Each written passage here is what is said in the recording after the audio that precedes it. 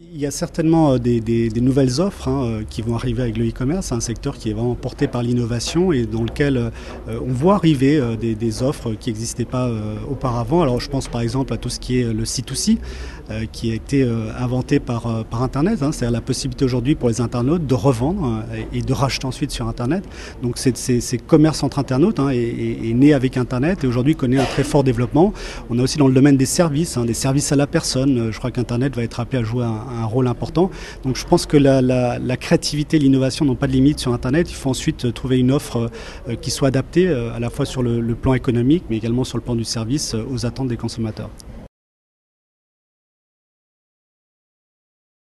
Alors on va commencer par les avantages. Aujourd'hui, ce que les internautes apprécient particulièrement sur Internet, c'est la possibilité de choisir, de comparer tranquillement de chez eux, puisque avec votre souris, vous pouvez comparer 10, 20, 30 magasins en ligne.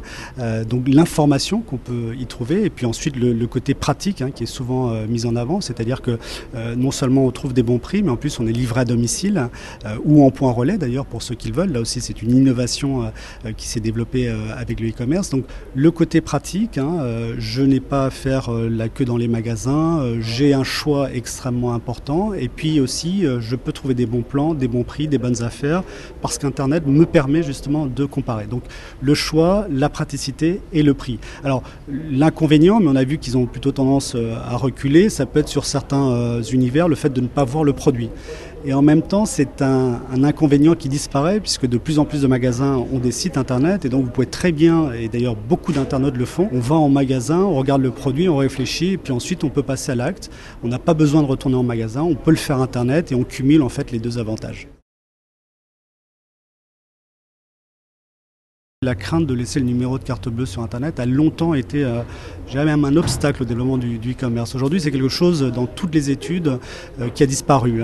Les gens aujourd'hui ont confiance en Internet, ils savent que c'est sécurisé et les niveaux de fraude que l'on a sont tout à fait minimes. Donc de ce point de vue-là, je dirais qu'il n'y a plus de problème de confiance.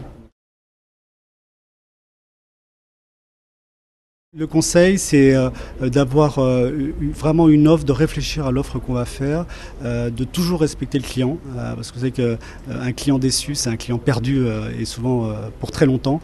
Donc il faut bien voir à la fois avoir un concept fort, avoir une offre qui soit en adaptation à la fois avec le marché, c'est-à-dire regarder un petit peu, observer déjà ce qui existe, essayer d'innover, de se démarquer pour essayer d'apporter le service le plus performant et l'offre la plus intéressante pour le consommateur.